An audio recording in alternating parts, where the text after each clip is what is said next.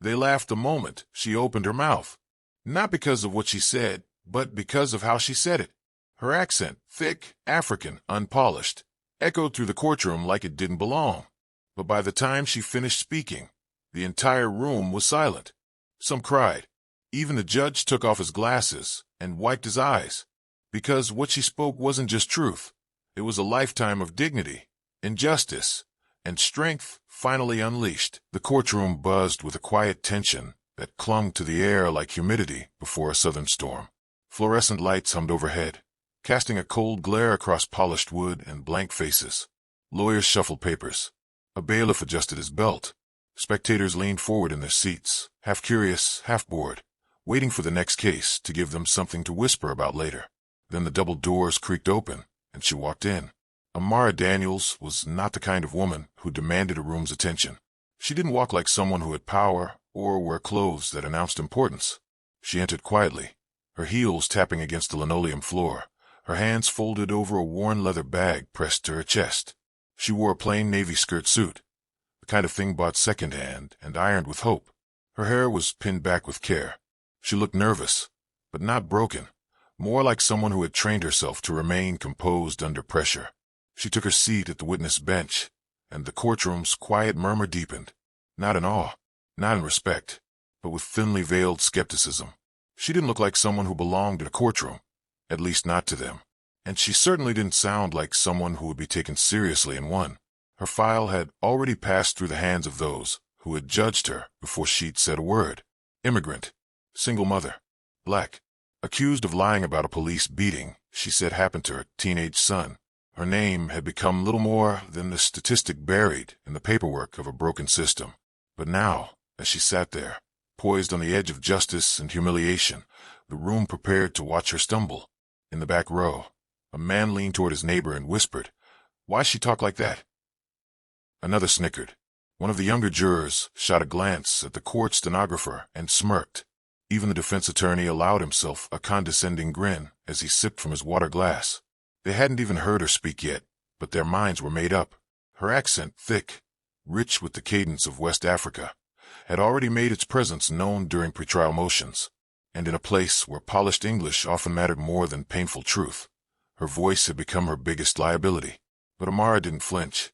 Her eyes moved across the room, catching some of the glances, but refusing to shrink under them.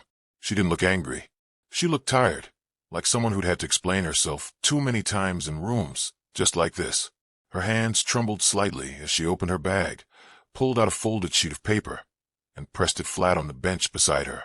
The judge hadn't entered yet, but Amara was already rehearsing silently, her lips moving in prayer, in memory, in preparation. Her accent wasn't something she could leave at home. It was sewn into her tongue, etched into her story. Every word she spoke carried continents of experience behind it. A clerk cleared her throat and called out, "All rise." The judge entered briskly and took his seat with mechanical authority. Case 238, Daniels versus Holloway. A case where a mother claimed a white police officer had slammed her 16-year-old son to the ground in front of their home and called it standard procedure. A case dismissed by the precinct as exaggerated. But now, thanks to a shaky cell phone video and a civil rights attorney who refused to let it go, the case had clawed its way back to daylight. And Amara Daniels was the first to testify. As the oath was administered, Amara raised her right hand. Her voice, when she spoke, was soft but unwavering. "I do solemnly swear." The moment she spoke, the air shifted, not out of respect, but out of subtle recoil. Her accent was undeniable, thick, melodic, distinct. To some, it sounded like broken English. To others, it was a signpost of otherness, the kind of voice people impersonated behind closed doors and mocked in lunchroom jokes. To her, it was just home. "She sounds like she reading Shakespeare through porridge," someone muttered under their breath. But the judge didn't flinch, nor did her attorney. She took her seat again. The first question came, and then the next. "Please state your name for the record." "Where were you on the evening of June 14th? "What did you witness?" Each answer she gave was clear, precise, but each sentence arrived clothed in that unmistakable accent, and with every word, she could feel the room slipping further into judgment. Some didn't even try to hide their discomfort. Others masked it with patronizing patience. But she kept speaking. because she knew that behind the sound of her voice was something none of them could ignore forever, the truth. Amara spoke of how her son, Isaiah, was walking home from the corner store, carrying nothing but a bottle of juice and a phone. She described how a patrol car pulled up too fast, how the officer jumped out before announcing himself, how her boy froze, hands up, and how the officer still slammed him into the concrete. She talked about the blood, the screams, her own pounding heart, the neighbors who stood by, afraid to intervene, the way the officer looked at her like she was a problem and not a person. And still, they squinted at her words like they were trying to decipher a code, not because her story was unclear, but because her voice didn't match their idea of credible. And that, more than anything, was her battle. By the time the defense attorney stood to cross-examine her, the room was already divided between those who believed her despite her accent and those who had decided against her because of it.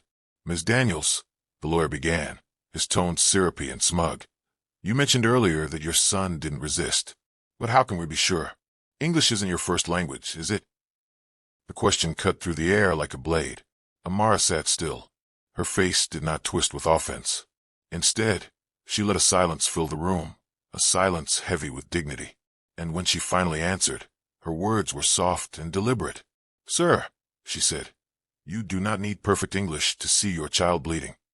And with that, the courtroom went still. The moment Anna stepped up to the witness stand, the air in the courtroom shifted.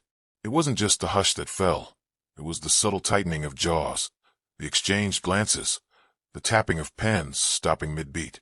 She adjusted the microphone gently, her small hands trembling just enough to betray her nerves, though she tried hard not to show it. But nerves weren't the problem. The problem was that she already knew how they saw her. She cleared her throat. "Good afternoon. My name is Ana Delgado, and I—" A sharp laugh sliced through the quiet room. It was quick, almost disguised as a cough. But it wasn't. Not really. Then another chuckle followed, this time from a suited man near the back row.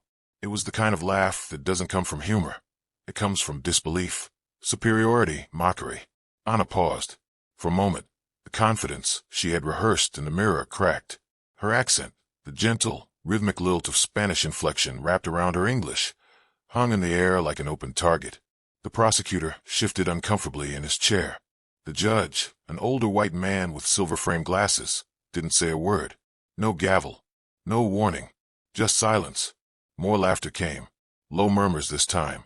One woman leaned in to whisper to another, shielding her smile behind her hand. Another man rolled his eyes dramatically, not even bothering to hide it. And still Anna stood, alone. No one objected. No one defended her right to speak. It wasn't just laughter anymore. It was permission to degrade her, disguised as humor. Anna had testified before. She'd stood in immigration hearings, spoken at city council meetings, even defended her community when language barriers threatened their rights. But nothing felt quite like this. This wasn't just about justice or truth. This was about her. Her voice. Her right to belong. She closed her eyes, just for a second. Behind her lids, she saw her father's hands, calloused and trembling, wiping sweat from his brow after 14-hour shifts as a janitor. She saw her mother practicing English at the kitchen table, with post-it notes stuck to every cabinet. She saw her younger brother, wide-eyed, asking why people laughed when she read stories at a school. They had all carried that weight. Now, it was hers to carry and release. She opened her eyes and looked directly at the judge. "May I continue?" she asked, her tone soft but firm. The judge hesitated, then nodded. "Yes, Ms. Delgado. Please proceed." She glanced once at the jury. The smirks were still there, but something in her gaze changed. She wasn't asking for approval now. She was demanding space. "I was working late that night," she began, "at the community legal center. We had 2 clients that day who came in afraid of losing their homes because their landlord said if they reported the mold, they'd be deported. That was the night I overheard the conversation. The defendant, talking about buying silence." More silence followed, but this time not mocking. This silence had weight. Anna's voice rose, not in volume, but in certainty. "He didn't see me at first. I was filing reports. I wasn't supposed to be there. But I heard him promise money. Promise threats. I documented it. I have proof." Now the courtroom leaned in. She pulled a folded piece of paper from her bag. "This is a notarized affidavit. And this—" She reached for a flash drive. contains the audio file. I recorded it, not because I was trying to catch someone, but because people like him count on people like me being silent. I couldn't let that happen. The smirks disappeared. The whispers turned into stunned silence. The prosecutor sat straighter. The defense attorney stood, unsure of how to object. The jury no longer looked amused. Their gazes flickered between Anna and the exhibits in her hand. But the most powerful shift wasn't in the courtroom. It was in Anna herself. The courtroom had tried to reduce her to an accent, a punchline. But the truth, her truth, was louder than their laughter. Her words, carried by generations of struggle and strength, cut through the prejudice like a blade. And now, that same accent, the mock became the rhythm of resistance echoing through every wooden bench and paneled wall. A woman in the front row, a mother with 2 young daughters beside her, clutched her chest. She looked at Anna not with pity, but with pride. A young man behind her, wearing a school badge, began to record on his phone, not out of disrespect, but to capture something powerful, something that felt like history in the making. The judge cleared his throat. Let the evidence be admitted. And just like that, Anna's voice became part of the official record. What began as laughter ended in silence, not the silence of shame, but the silence of listening.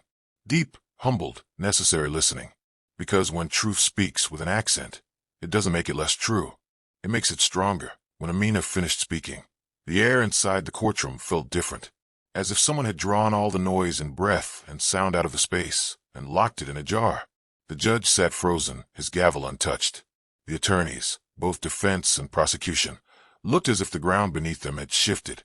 The jury, those 12 strangers who had smirked, rolled their eyes and exchanged knowing glances at the sound of her voice earlier, now sat perfectly still. Some of them looked at her. Some looked down at their hands, as if ashamed of something unspoken. It was the kind of silence that doesn't just fall. It lands, heavy, intentional, like the world itself was acknowledging that something sacred had just happened. Moments earlier, Amina's voice had risen above the thick fog of judgment in that room. She hadn't shouted. She hadn't argued. She hadn't needed to. Her words had carried the quiet power of someone who had lived through what she was describing, and no courtroom, no stare, no doubt could erase that. Her accent, once the target of mockery, became the vessel of something greater. It didn't hinder her words. It carried them with clarity, with truth. She had recounted her story in meticulous, harrowing detail, about the day her husband was taken from their home without warning, about the threats she faced when she went to the station to ask why, about the subtle, systemic ways she was told, without being told, that her pain didn't matter, that her story was too messy, too foreign, too inconvenient to fit into the legal puzzle they preferred to solve. And yet, despite it all, she stood and told it, fully, bravely. And now there was only silence. In that pause, the reality of what had just transpired began to settle into the people who had doubted her. The courtroom was no longer a stage for accusations or legal theatrics. It had become a confessional, a mirror, one that showed every person in that room their reflection, and whether they had been laughing or listening. Even the court reporter had paused her typing, her eyes locked on Amina as if she couldn't afford to blink. The judge, an older man with decades of rulings behind him, seemed as though his robe had grown heavier around his shoulders. His eyes darted between the pages in front of him, then back to Amina. He opened his mouth once, maybe to speak, maybe to intervene, but no words came. There were no objections, no whispers, no movement, just that silence. And within it Amina stood tall, not with defiance, but with dignity. She did not smile, nor did she cry. She simply let the weight of her truth fill the room. Her presence was louder than any gavel, any shout, any ridicule they had hurled at her before. In the second row, a young black woman who had been silently observing throughout the trial wiped away a single tear. She hadn't known Amina personally, but something in her testimony had touched a memory, a familiar ache. Maybe it was the way Amina described how people looked through her, or how she had to repeat herself in public until someone understood her words, though not her meaning. The young woman didn't have the courage to speak in rooms like this. Not yet. But Amina's voice made her believe that maybe one day she could. And near the back, an older white man, retired veteran with a courtroom badge pinned to his blazer, lowered his head. His granddaughter had once told him he had a problem with people who talk funny. He denied it, of course. But now, watching this woman, a mother, a widow, a fighter, stand in front of that courtroom, and unflinchingly share her pain, he felt something shift. He wasn't sure what it was. Guilt, maybe. Or shame. Or perhaps just the realization that he had never really listened before. Then, finally, the silence broke, not with words, but with the sound of a deep, involuntary exhale from somewhere in the gallery. A breath someone had been holding without knowing it. The spell shattered, gently. The judge adjusted his glasses, cleared his throat, and spoke with a tone that lacked its usual rigidity. "Thank you, Mrs. Osman. You may step down." Amina nodded. She didn't bow. She didn't wait for validation. She stepped away from the witness stand with the same quiet strength she had entered with, her back straight, her head held high. Her seat was waiting for her, but for a brief moment, no one moved to accommodate her, as if they weren't ready for her to disappear from view, because something had changed in that room. The silence that followed wasn't just absence of sound. It was the presence of reflection. A room full of people grappling with what it means to dismiss someone because of how they speak, how they look, where they're from, and what it costs to ignore voices just because they don't match our expectations.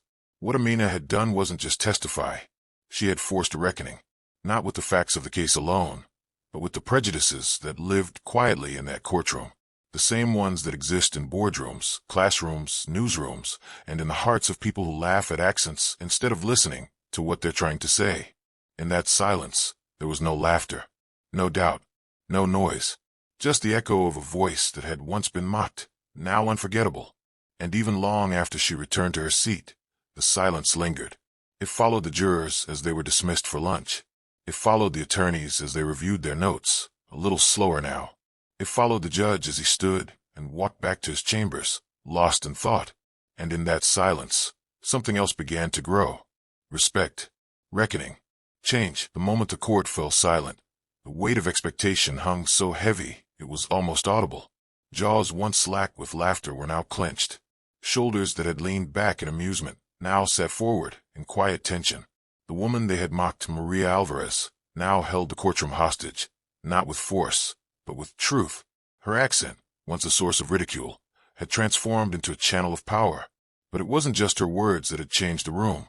It was what she carried within them. Pain, dignity, and a truth too heavy to ignore. She stood steady behind the witness stand. Her hands were no longer trembling. Her eyes, once scanning the room in shame, now locked directly with the judge. Her voice, still carrying the lilting music of her native tongue, no longer seemed foreign. It sounded like something deeper than language. It sounded human. And for the first time, the courtroom was listening. Maria began to recount the night everything changed. She didn't dramatize it. She didn't need to.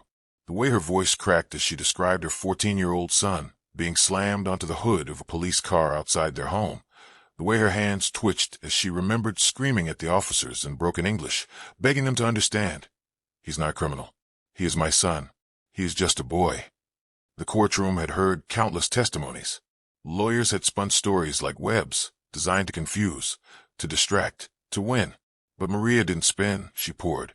Every word that left her mouth was soaked in truth, and it spread across the room like a flood. There was no legal jargon, no polished presentation, just a mother's pain. The prosecutor shifted uncomfortably in his seat. His earlier smirk had long faded. He had built his case on the idea that Maria had interfered with a lawful police investigation, that she had obstructed justice. But as she spoke, even he knew, they weren't hearing obstruction. They were hearing desperation. They were hearing the cries of a mother trying to protect her child in a country that treated her like an outsider, in a system that viewed her accent as incompetence, her skin as suspicion. Her story continued, detailing how she was shoved to the ground, how the officer yelled at her to speak English or shut up, how, handcuffed on the pavement, she turned her head just enough to see her son's face twisted in fear as he cried out for her. The pain in her voice wasn't theatrical. It was the kind that silences a room full of skeptics. There were moments when she paused, not because she forgot what to say, but because she needed to breathe through the memories. Those pauses said more than words ever could. In those seconds of silence, the courtroom was forced to sit with what she'd lived. Her trauma became their mirror. Then came the part that cracked the room wide open. Maria pulled a folded piece of paper from her coat pocket. Her lawyer had advised her not to use it, told her it was too emotional, that it might undermine her credibility. But Maria didn't care. This was her truth. She unfolded the letter her son had written to her from juvenile detention, the one he never got to give her in person. She read it aloud. "Dear Mama, I don't know why they thought I did something wrong. I was just wearing my hoodie and walking home. I saw you crying when they took me away. I wanted to scream. I'm not scared of jail, Mama. I'm scared of losing you." The room cracked. You could hear people shifting in their seats, some stifling tears, others covering their mouths. A juror wiped her eyes. Even the court reporter paused, visibly shaken. When Maria finished, she folded the letter with the same care one uses for a family photograph or a funeral flag. She looked up and said, "That is why I screamed. That is why I begged. Not because I hate the police, but because I love my son, more than anything." Then came the silence. But this time it wasn't empty. It echoed with everything that had just been said. The silence didn't feel awkward. It felt sacred. The judge, a stoic figure throughout the trial, cleared his throat. He didn't speak. Not yet. Even he needed a moment. The gavel in front of him seemed powerless in the presence of such humanity. For once, justice didn't wear a robe. It stood barefoot in the witness stand, with a shaking voice and an accent full of soul. Maria sat down, and just like that, the courtroom shifted again. This time, people weren't whispering. They were reflecting. It was as if everyone had been reminded that the people who come through those courtroom doors aren't case numbers or criminal charges. They are stories. They are families. They are lives. Her lawyer leaned over and whispered, "That was the most powerful thing I've ever seen in this room." And he had been doing this for over 30 years. In the gallery, Maria's sister sobbed silently, holding her own daughter tightly. One of the courtroom officers, the same one who had rolled his eyes earlier, now stared straight ahead, his expression unreadable, but no longer smug. What Maria had done wasn't just testify. She had dismantled a narrative built to silence her. She hadn't just spoken English, she spoke truth. And truth, when spoken with courage, has a sound all its own. It breaks through prejudice. It cracks open systems. It echoes in places people once thought were soundproof. And as Maria looked down at the folded letter in her lap, she whispered, almost to herself, "They laughed at me because they didn't know me. But now they do." The courtroom had never known a silence like this. It was the kind of stillness that seemed to echo louder than any gavel, heavier than any verdict. What once was a space of smug murmurs and veiled ridicule now sat suspended, haunted by the power of a single voice that refused to break under judgment. And that voice, it belonged to her, to a woman they never expected to rise. Anna stood behind the witness stand, not just as a speaker but as a reckoning. Her words, delivered with a soft yet unwavering accent, had pierced through the bias of every man and woman in that courtroom like a blade through silk. What they once saw as a flaw or accent was now the instrument of their discomfort, their reflection, and ultimately, their awakening. It wasn't just her testimony that changed everything. It was how she told it. Every sentence was soaked in the richness of her heritage, the rhythm of generations that spoke through her. She spoke of her late husband, who had marched beside Dr. King. She spoke of her daughter, who had graduated from Howard and gone on to teach children, like the very judge's niece. She spoke of the night her house was raided without cause, and how her accent was used as an excuse to question her citizenship, her competence, her belonging. And then came the story of that night, the one they were all here to litigate, but which no one had fully heard, until now. She recounted it with the precision of memory burned into her bones. The police had arrived not to serve but to assume, not to ask but to accuse. And when she tried to explain, her voice was treated like noise, an inconvenient melody they refused to understand. But today, they were forced to listen. Her words carried no apology. She didn't shrink herself to sound more acceptable. She didn't clip her vowels or slow her rhythm for their comfort. Instead, she made them rise to meet her truth. And slowly, the courtroom began to shift. The prosecutor who had smirked earlier now avoided her gaze. Jurors who once leaned back in doubt now leaned forward in remorse. Even the stenographer paused at one point, overwhelmed by the sheer gravity of what was being spoken. Anna finished not with a dramatic flair, but with a quiet, trembling dignity. "This is my voice," she said, "and it may sound different to you, but it carries love. It carries loss. It carries truth. And I will never let it be silenced again." The judge didn't speak for a long while. He simply looked at her, then down at the papers before him, as if they no longer carried the weight they once did. When he finally spoke, his voice cracked with something unexpected, humility. He dismissed the charges, every single one. Not because Anna pleaded, but because justice had been shamed into waking up. But the verdict was only part of what changed that day. As Anna walked out of the courtroom, something extraordinary happened. People stood. They didn't just move aside. They stood up. Officers, secretaries, even the bailiff. They stood not out of protocol, but out of respect, out of awe. News spread fast. Within days, Anna's testimony went viral. Her voice, once dismissed, was now being shared in classrooms, posted on advocacy forums, and quoted by civil rights groups. "This is my voice, and I will never let it be silenced again," became a mantra far beyond those courtroom walls. And Anna, she didn't retreat back into anonymity. She began speaking publicly, not as a victim, but as a truth-teller. She held seminars on racial bias in judicial proceedings. She mentored young immigrants who had once been told to speak like Americans. She became a voice, not just for herself, but for the voiceless. People began to remember her name, not as a case number or a courtroom curiosity, but as a woman who turned ridicule into revolution.